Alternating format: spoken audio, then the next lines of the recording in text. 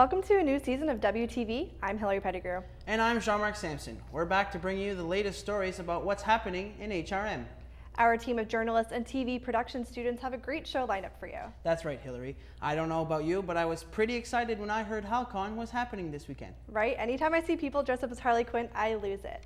We have some great coverage coming up for you on this event later in the show. We'll also have a story coming up about an exhibit at Pier 21 that celebrates the 125th anniversary of Ukrainians immigrating to Canada. So stay tuned. But first, we're going to check in with Nic Meloney, who's standing by at the news desk. Nick? Thanks, Hilary. For a number of weeks leading up to our live coverage of the municipal election, we've been following the issues, the voters, and the candidates. And now, with the new council officially sworn in, WTV's Matthew Moore is here to tell us about some of the fresh faces. Matthew? Thanks, Nick. 16 new city councillors were sworn in at a ceremony held here at NSCC Waterfront Campus on Tuesday night. All the councillors have expressed bold ideas that they'd like to see executed over the next 4 years. Lindell Smith is one of those councillors, and he actually graduated from NSCC a few short years ago from recording arts. For one of the newly elected councillors, it was a whirlwind of emotions coming back to his old stomping grounds. Excited to be here today, and not as a student or an alumni, but as a city councillor. Lindell Smith is the first black councillor sworn into Halifax office for the last 16 years. 5 other new faces were also elected to council. Former journalist Lisa Blackburn was the newly elected member for District 14. She hopes to bring some fresh ideas to a predominantly male council. I am so happy about the youth that's now on council. That fresh voice, that fresh perspective. A little disappointing that there's only 2 women on council, but we're just going to make sure that we speak a little louder to make our voices heard. Other councillors are excited for the changes too. A lot of the new and old councillors are excited for a fresh start at the council table and to see what's in store for the next 4 years. District 7 councillor Way Mason enjoys having new ideas on council and sees some positive change already taking place for the younger demographic. Well, I think the biggest thing is that last year was the first year since we started measuring it that we had more people in the 25 to 35 age range move back to Halifax than leave. The first regional council meeting will take place on November 8th. Now, a lot of people were wondering where Mayor Mike Savage was. He's actually out of the country on a business trip. He will be sworn in at a later date. And on top of that, it'll be very interesting to see what the next 4 years will hold at City Council. Nick? Thanks, Matthew. So, Lindell Smith is one of those new faces on City Council, and Smith's campaign slogan was, "It's time." So now, his supporters in his community are celebrating this achievement. Lorna Crawley voted for Smith. She's the program coordinator at the North End Parent Resource Center in Uniacke Square. On election night, she celebrated the win across town, but says she's still buzzing from the news. Oh, I'm feeling ecstatic. We were in the new library, the Central Library in Spring Garden, and had my phone. I said, "Oh, finally Wi-Fi," and just saw the numbers and heard it, and I was just, people probably thought I was crazy, my excitement at, hey, Lindell, and by such a large margin. And Crawley says that the turnout for Smith suggests that the people across the district were ready for a change on City Council. A popular piece of Halifax waterfront got an environmental makeover this week. The wave at Sackville Landing was dressed in nearly 2,000 plastic water bottles by a pair of environment-conscious app developers. This guerrilla marketing campaign was organized by the creators of TAP, a mobile app that finds local businesses willing to refill reusable water bottles. Their goal is to reduce plastic waste. At the given rate that we're going, it's very likely that by 2050, the amount of plastic that is in oceans will outweigh the amount of fish that are in oceans. And TAP, the app, is free to download. They've partnered with restaurants across the HRM and plan on moving to larger cities like Montreal and Toronto. A group of crafty Dartmouth and Cole Harbour residents are lending their support to an organization that specializes in helping others. The Dartmouth Handcrafters Guild held their annual Christmas Craft Festival at the Dartmouth Sportsplex last weekend and are donating most of their ticket sales to the Public Good Society of Dartmouth. The society had a booth at the festival to talk about their community outreach programs. Treasurer Dennis Pilkey says that some of the donation will support the Society's Hunger in Schools initiative, a program that is providing healthy snacks for students. With this kind of money, this opens up our options. We will explore ways that we can encourage more local initiatives, encourage the schools. In previous years, the Dartmouth Handcrafters Guild has donated up to $7,000 to other charities through this annual craft festival. And finally, Halloween lovers across HRM have put away their costumes for another year, and there are some costumes that Halifax's Indigenous Poet Laureate says should be put away for good. Rebecca Thomas says wearing costumes that represent other cultural groups crosses the lines of appropriation. Shop online for Halloween apparel these days, and you're bound to come across a native princess or an Indian boy. Thomas says these promote ignorant generalizations and further misconceptions of Indigenous culture. Oh, I like this headdress from the plains, and I like this fringe from this area, and I like this from this here.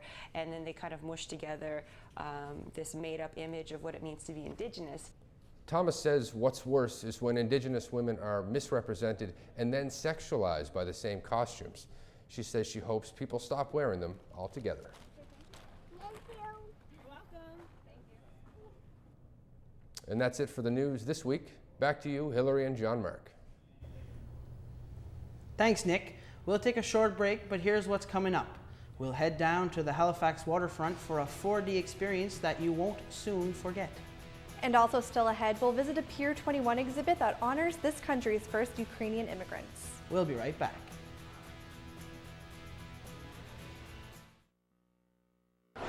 Hi, I'm Lindell Smith, Councillor, District 8 Peninsula North, and you're watching WTV, NSDC News. Welcome back to WTV.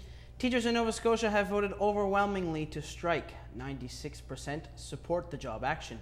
There are more than 3,600 teachers in Halifax. Waterfront TV's Joel LeBlanc is following the story for us. Suzanne Boylan retired last year after over 20 years as a teacher. Last week she voted to support the strike. I think for the most part teachers are really passionate about what they're doing. They're in it because they love teaching and they love kids and they honestly want to make a difference helping kids learn and succeed. Boylan says the big issues for teachers are wages and workload. And while some parents are concerned that a strike will hurt their children, this parent says she understands why the teachers voted the way they did. And it's really not about the teachers, it's about the students. The students aren't getting the resources that they need, and the teachers are being asked to do too much with too little, and the kids are getting left behind. Buett's 12-year-old son Edward is in grade 7 at Air Graves Junior High. He says he's seen students struggle in the classroom. Sure, I'm really sure that some of them could use some more one-on-one time, especially back in elementary. His mom says whether the teachers go on strike or not, she'll be supporting them. Joel LeBlanc, WTV News, Dartmouth. Thanks, Joel. The strike could go ahead as early as December 3rd. This year marks a major milestone for the Ukrainian population in Canada. I went to Pier 21 in Halifax to visit their exhibit on Ukrainian immigration. 125 years ago, the first set of Ukrainian immigrants arrived here to start a new life. Historians say between 1891 and 1914, approximately 150,000 Ukrainians immigrated to Canada from Western Ukraine. Some immigrated because of national and social discrimination, as well as economic hardships, and they've continued to come. We are happy to be in Canada. Bogdan Lehuvioy came to Canada 10 years ago to work as a university professor. We often travel to Ukraine, so we have Ukrainian background, but to be well integrated in Canadian society. But earlier immigrants came to Canada by boat, with many arriving in Halifax. The Pier 21 Museum has a new exhibit highlighting their journey. It also explores the events that led Ukrainians to leave their homes in the Austro-Hungarian Empire and their experiences in Canada.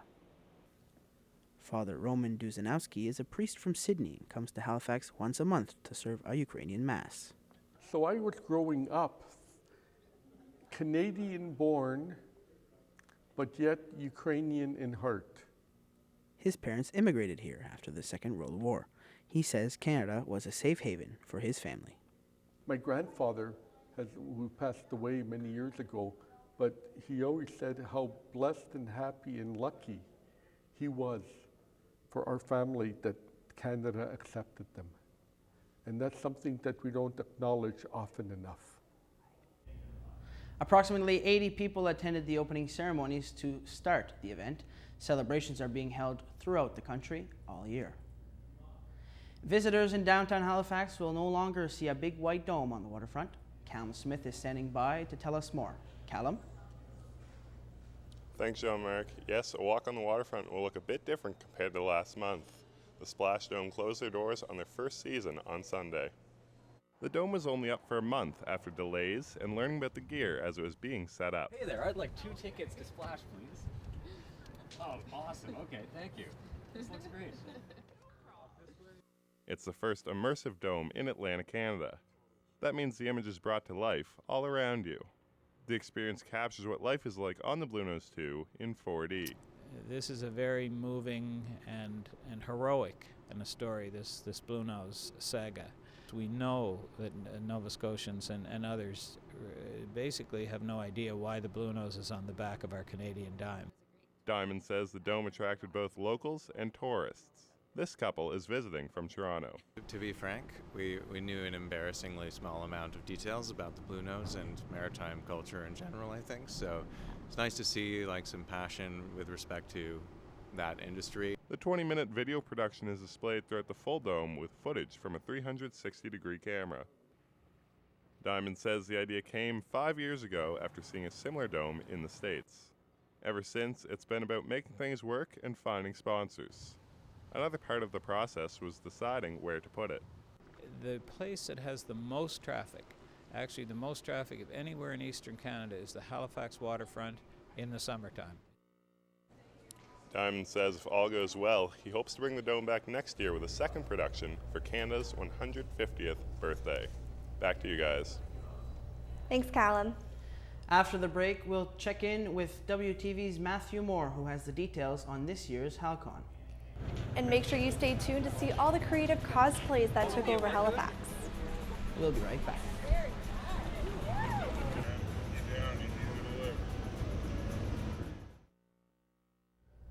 Welcome back to WTV. It's time now to take a look at the local forecast for this weekend. For Friday, expect some showers with a high of 11, and look at that chilly overnight low of 0. Brrr. For Saturday, expect a mix of sun and clouds with a high of 6, and once again a chilly night with an overnight low of +1. And to finish off the weekend, expect a cloudy day for Sunday with a high of 5. It looks like the fall weather is here to stay. Just a reminder that the clocks go back 1 hour at 2 a.m. on Sunday. And now it's time to switch gears. Charcoal-based products are the new trend this season. There's one HRM family who's making coal the gift you want to receive. Whitney Middleton has the story. With the holidays fast approaching, one Halifax family has decided to give back to their community in an innovative way. We are raising money for Feed Nova Scotia through selling products, face masks, face scrubs, teeth whitening, and foot baths. It's not the typical way to support the food bank.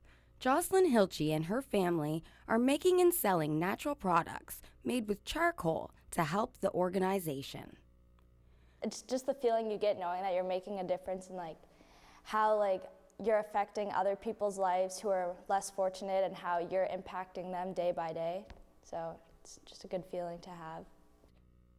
The family says they wanted to find a creative way to give back to the community because they've had to rely on others for help in the past. We've had struggles before, back in the day, so I feel very strongly for giving back to the community and to people in need. The products sell between $4 and $5 and are available on the Halifax Buy, Sell, Trade, and Giveaway Facebook page. They give all of the proceeds to Feed Nova Scotia, and their support goes beyond donating the proceeds of their products. Last year we did a family in need for Christmas. We got them all Christmas presents, and there was 3 boys and a mom, single mom, and the year before we did a homeless drive. So we gathered coats and wool socks, and we made food and water. We actually went on the streets and handed them out to the people. Hilary says that giving back to her community brings her family closer together, and this year hopes to raise $1,500 for Feed Nova Scotia. I'm Whitney Middleton, WTV News, Halifax. Thanks, Whitney. Novels and comic books are normally the only way to meet your favorite superhero at the public library in Halifax. This past weekend, however, Matthew Moore caught up with cosplayers and other costume geeks as HalCon kicked off. The public library, a normally busy yet quiet place, comes Saturday morning. This past Saturday, however, dozens of costume superheroes, monsters, and other self-proclaimed geeks gathered to celebrate the start of HalCon and Halloween. The excitement for HalCon has resulted in a near sellout. She's pretty much a sold-out show. The group marched through the South End celebrating cosplay, a performance art where people dress up as science fiction characters. Stephanie Leonhardt dressed up as Vanellope von Schweetz from Disney's Wreck-It Ralph. She's been involved in cosplay for the last 18 years. Okay, what does your character do? How do they behave? What do they react? Where do they live? So, case in point, Frozen. If you're going to be one of those characters, they live in a very cold climate most of the time. Cotton's not going to cut it. Wools and furs is what you need to be looking at. HRM City Councillor Wei Mason, dressed as himself, was the parade marshal. He says the city benefits from events like HalCon. Shows that we're an open and inclusive place that has like a broad kind of bunch of interests. It makes it safe, like there is a community of people. So if you're in high school and you're into some kind of, Japanese anime that most of the kids don't know anything about, that there's a group that's going to welcome you. Leonhardt says for her, the community feel is what she enjoys the most. Community for all kinds of different people, gamers, geeks. Otherwise, folks that don't really fit in, I guess. It gives them a safe place to go. HalCon starts Friday at the Scotiabank Centre and runs all weekend long. Thanks, Matthew. Event promoters say most of the tickets are nearly sold out for the events this weekend. Sounds like a lot of fun. Now we're going to check in with one of our first years, Gregory Squires, who has the latest on what's happening this week in entertainment. Gregory? Thanks, guys. This is what's happening in Halifax. Do you still have a stash of things you wrote in your childhood? Grown-Ups Read Things They Wrote as Kids is an open mic event happening at the Company House located on 2202 Gottingen Street. You could read old book reports, poetry, diary entries, letters, and more, and then be broadcast on CBC Radio. To buy tickets or to read your work, visit grownupsreadthingsttheywroteaskids.com. Takes place Saturday, November 5th from 3:30 to 5:30 p.m. Feel good and live well. Check out the annual Wellness Expo, Atlantic Canada's largest wellness expo that focuses on your mental, emotional, physical, and spiritual health. The expo features massage, local yoga studios, nutrition, meditation, acupuncture, essential oils, and more. This weekend, the show is open to the public from November 5th to 6th at the Halifax Exhibition Centre. For more information, you can visit them at wellnessexpo.com. Next week, a long-running Halifax tradition will take place. The Nova Scotia Tree for Boston Send-Off happens on Wednesday, November 16th from 11:30 a.m. to 12:30 p.m. in Grand Parade Square. Enjoy local food and entertainment with the community. Halifax has sent a tree every year since Boston's aid after the Halifax explosion in 1917, so be sure to take part in this historic event. That's what's happening in the city. Back to you guys. Thanks for that, Gregory. That wraps up our first show for WTV News of this season, but don't be sad. We've got all kinds of exciting stories coming your way very soon. And if you have a story idea, let us know. Visit us on Facebook, Twitter, Snapchat, Instagram at WTV Media and our website, waterfronttv.org. And that's where you'll also find bonus videos and behind-the-scenes clips from our show. Thanks again for tuning in and have a great night. Good night.